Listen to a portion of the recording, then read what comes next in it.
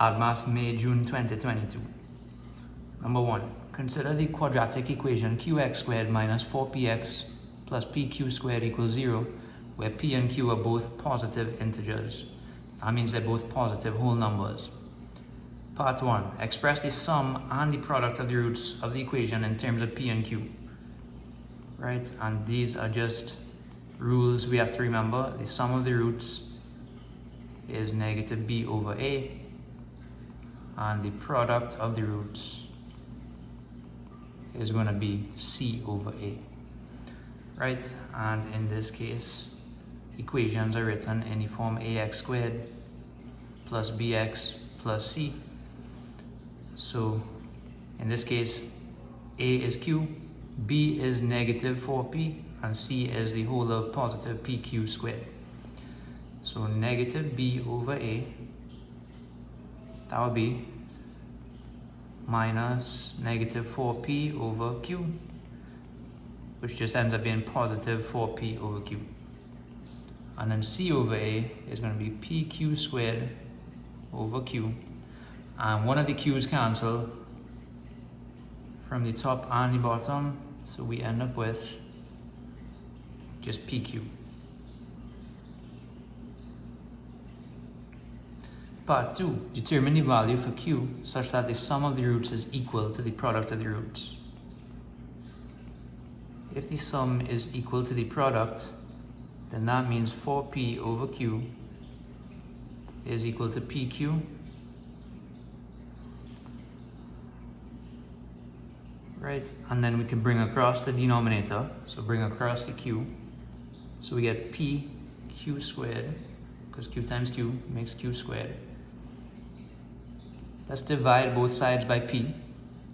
So then we get 4 is equal to q squared. And then q would be the square root of 4, which is positive 2. They told us p and q are only positive integers. So we only take the positive value for q.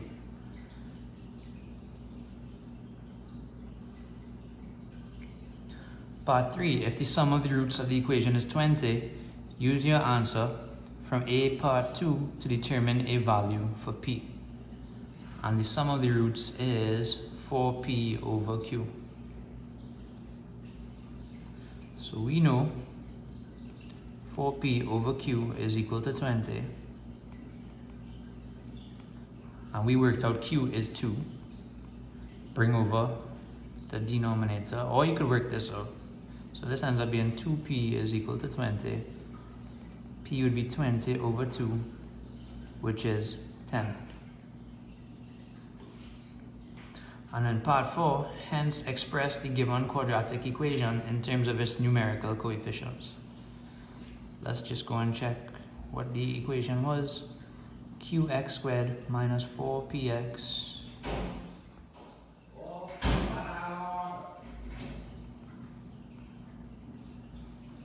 plus pq squared equals 0, I believe, and we had q is 2 and p is 10.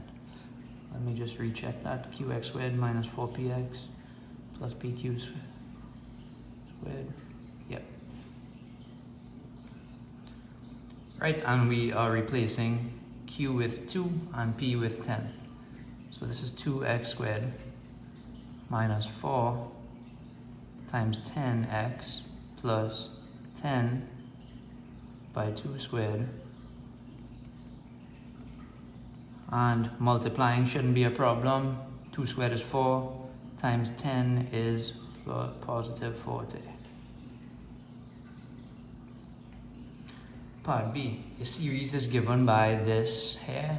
Show that the series is geometric. And what we have to do is prove that a common ratio exists. And all we're going to do is simply, we can find the common ratio by taking one term and dividing it by the term immediately before.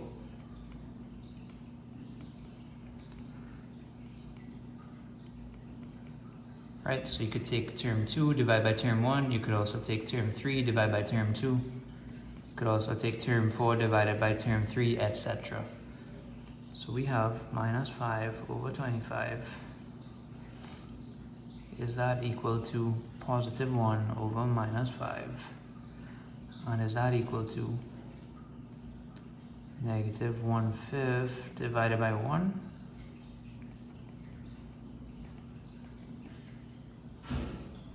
And the answer is yes. A common ratio of negative 1/5 exists. Right? So this has to be geometric.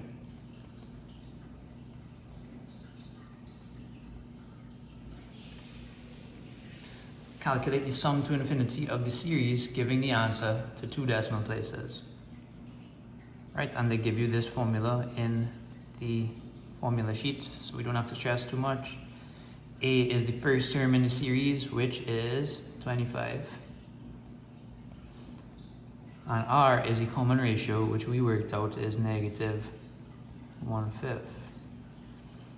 So this ends up being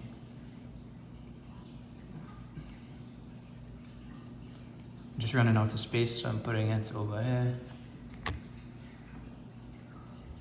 25 over 1 plus 1/5 ends up being 1 and 1/5, which is 6/5.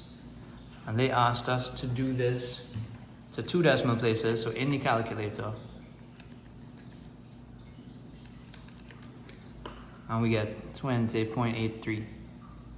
Usually people, we do the working coming down with only one equal sign on a line, but I ran out of space here.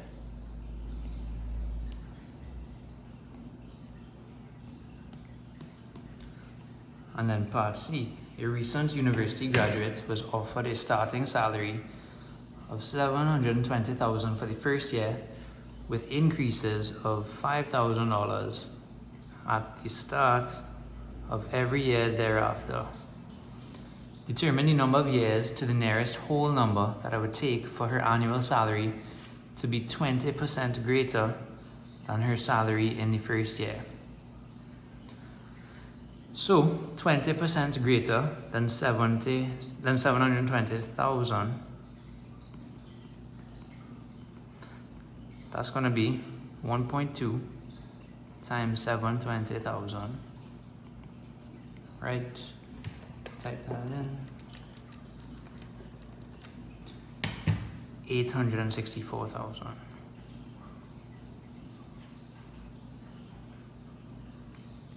Right, and then the amount it increased by, we could work out the total amount it increased by and then see how many groups of 5,000 fit into that. I'm now realizing I could have just done that at the start, just work out 20%. Anyway, amount it increased by 864,000 minus 720,000, and that's going to give us 144,000. And then we can work out the number of years is going to be 144,000 over 5,000. This will tell us how many times, how many groups of 5,000 we needed.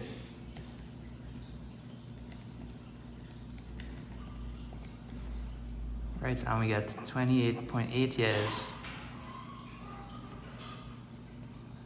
which would be 29 years.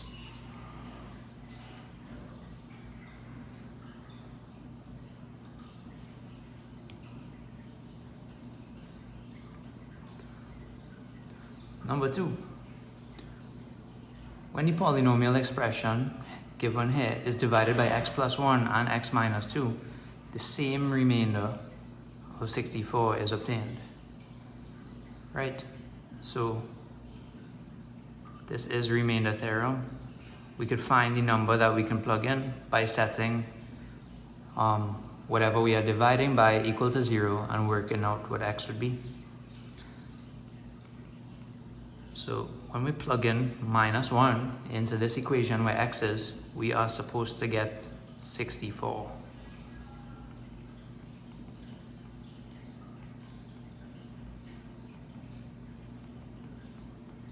And we could simplify this.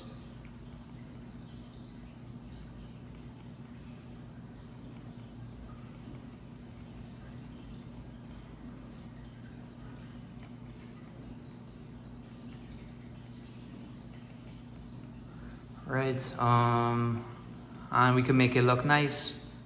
Normally with simultaneous equations, we put the two letters on the left and then the numbers on the right. This would be 64 plus the 5, which would be 69. So that's our first equation. Then our second equation, we are dividing by x minus 2. Let me change color for that one. X minus 2 is 0, so the number that we're plugging in is 2. So f of 2, 2 by 2 cubed minus 3 by 2 squared minus c by 2 plus d, and we know the result is 64.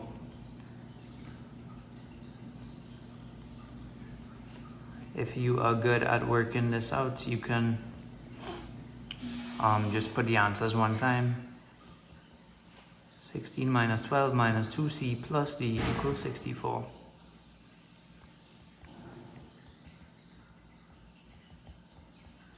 Bring over the 4. So we have minus 2c plus d equals 64 minus 4, which is 60. And let's work with these over here. C plus D is 69, and minus 2C plus D is equal to 60. Right, and you could choose substitution or elimination. I'm just gonna go with elimination one time. I'm gonna do equation 1 minus equation 2, because I'm seeing that the D's match up. C minus minus 2C gives me 3C. D minus D is 0, and 69 minus 60 is 9. So C is just 9 over 3, which is 3. And then we can sub C equals 3 into the first equation. 3 plus D is equal to 69. So D is equal to 69 minus 3, which is 66.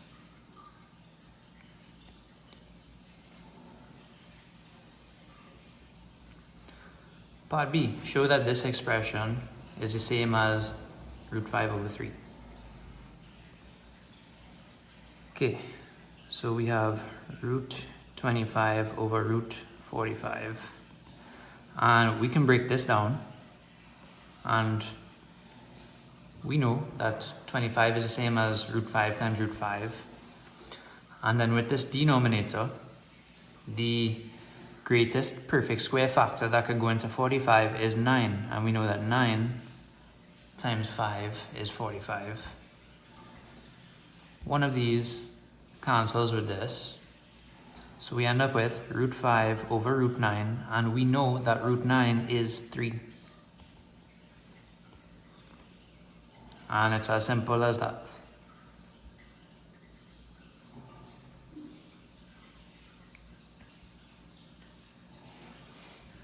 Okay, part C, express this equation in this form here. All we have to remember is the value of A is the same in both. Remember, these equations are in the form ax squared plus bx plus c. So the value of A in this equation is the same as the value of A over here. H is going to be B over 2A, and then K, there's a formula for K, it's just 4AC minus B squared all over 4A. If we get all three of these, all we have to do is plug them into this equation. So let's see what we get. A is just 6. H is going to be 12 over 2 times A. 12 over 12, which is 1. And then K is going to be 4 times A times C, minus b squared all over 4 times a, 4 times 6 times minus 18 is negative 432. 12 squared is 144 all over 24. Minus 432 minus 144 is minus 576 over 24, which is minus 24. Right, and we have a, h, and k, and it's just to plug in to the right place in these equations here. So g of x would be equal to 6 x plus h, which is 1 squared, plus negative 24 is just a minus 24. And then part 2, using the expression derived in C part 1, determine the roots of g of x. So we have to use this.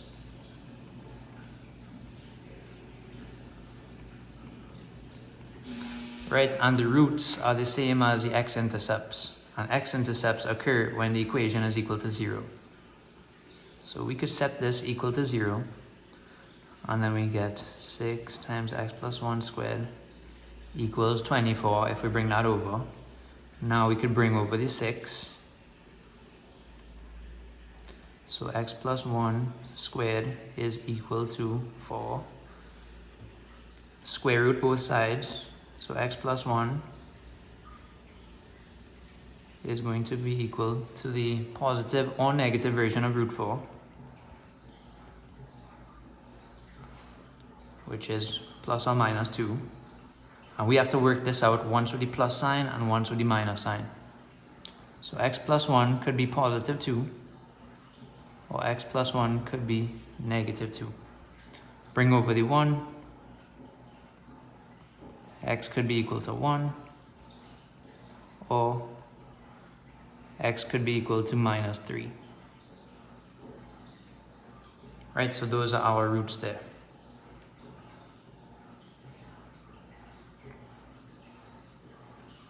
So roots of positive 1 minus 3. I think there was a sketch, yes. Hence, sketch the graph of g of x on the following grid. So we had g of x equals 6 x plus 1 squared minus 24. Right, and I'm just going to write what the original equation we had was. It was 6x squared plus 12x minus 18.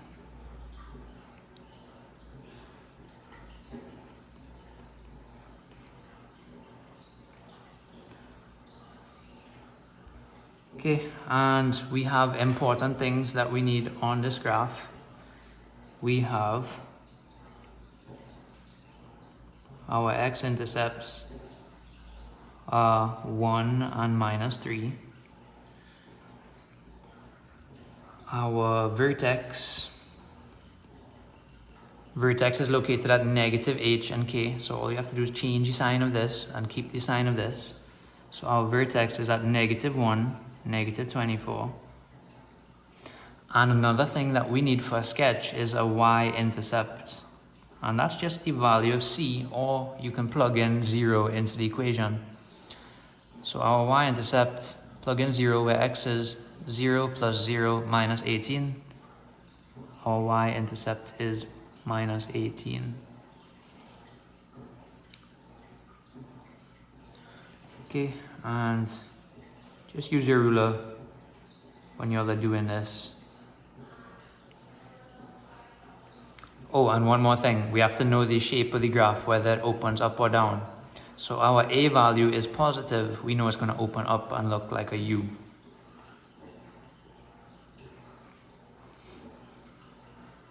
Okay, so just use your ruler when you're doing this. Label our points. 1, 2, 3, 4, minus 1, minus 2.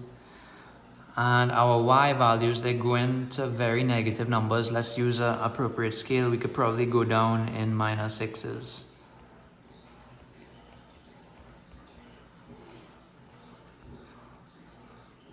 So we have x-intercepts of, I made a mistake there, sorry.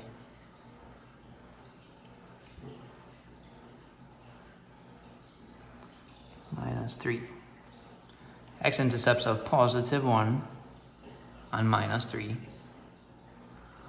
A y-intercept of minus 18. And then the vertex is at minus 1 and minus 24. That's going to be down there. And then we just try to draw a smooth curve as best as we can. Remember, the vertex is the lowest point. And it's passing through all of these. And that's our graph there. Don't forget the y-intercept.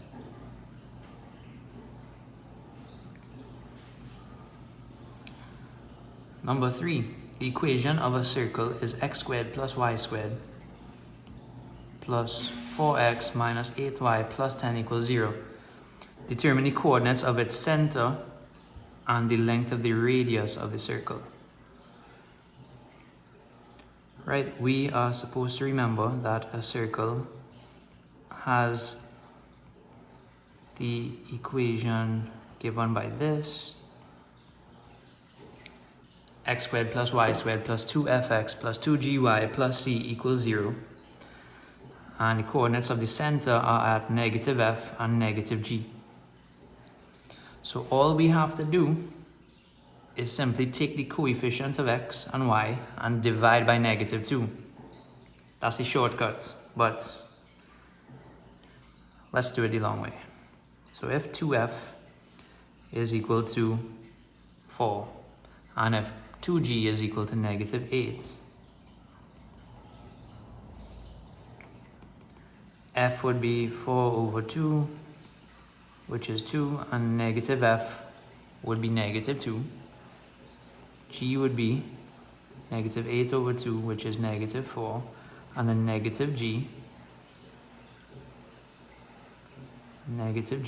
would be positive 4. So our center is negative 2, 4. And our radius, there's a formula for that. Radius is the square root of f squared plus g squared minus c. Right, this is just a formula to remember. And let's see, f is 2, so we have 2 squared. G is minus 4, so we square that, and then we minus the c value, which is 10. So this ends up being square root of 4 plus 16 minus 10, square root of 20 minus 10, which is just square root of 10 units.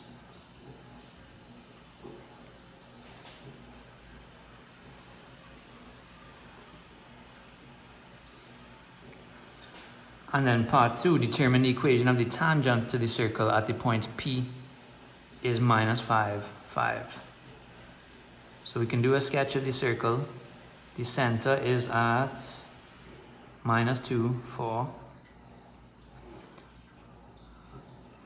And then there is a point on the edge of the circle which is minus 5, 5. Right, and we want the equation of the tangent, which is the point that only, it's a straight line that only touches that one point on the edge. And we have to know that the tangent is perpendicular to the radius or the normal you might have. So what we can do is work out the gradient of the normal. Right, and we know the formula for that is y2 minus y1 over x2 minus x1. So we have 4 minus 5 over minus 2 minus minus 5. So this ends up being negative 1 over minus 2 plus 5 is positive 3. So we have the gradient of the normal, and the gradient of the tangent is the negative reciprocal of this. Gradient of the tangent, you just have to flip this over and change the sign. So this is going to be positive 3 over 1, which is positive 3. Right, and the equation of a line, people, is y equals mx plus c.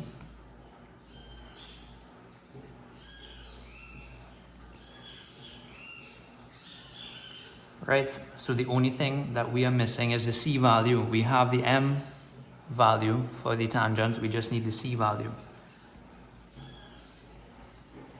Right, and what we're going to do is we're going to sub in the point, and the point that we have is minus 5, 5.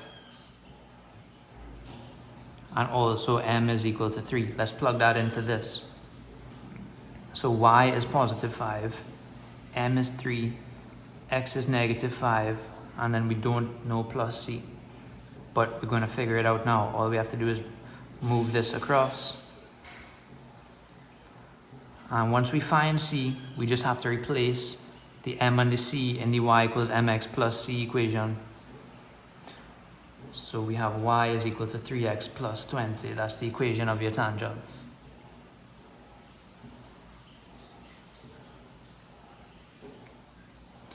Part B.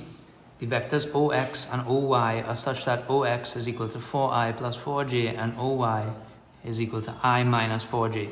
Show that these vectors are perpendicular. So we have to remember there's a rule for perpendicular vectors. The dot product is equal to 0.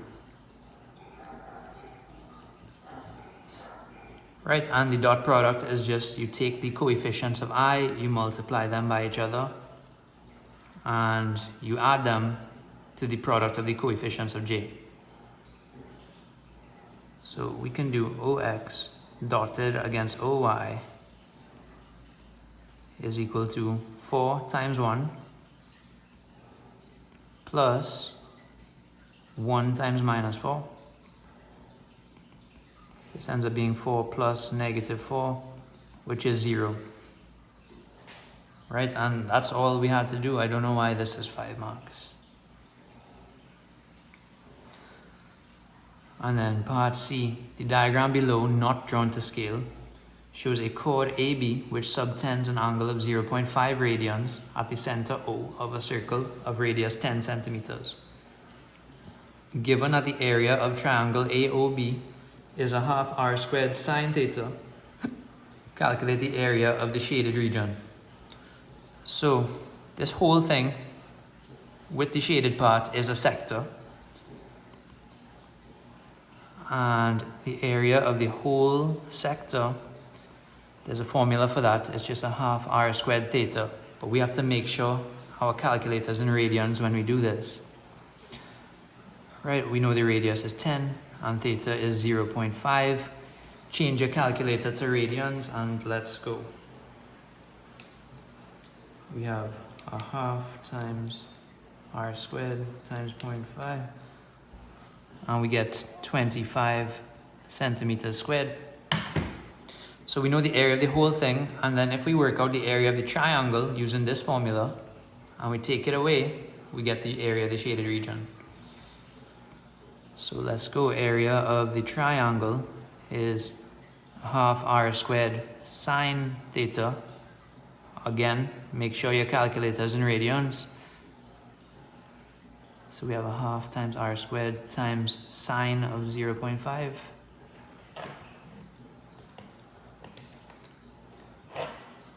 And we get 23.97 centimeters squared.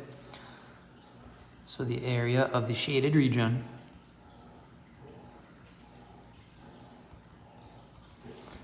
is just the whole thing minus this piece. 25 minus 23.97, and we get 1.03 centimeters squared.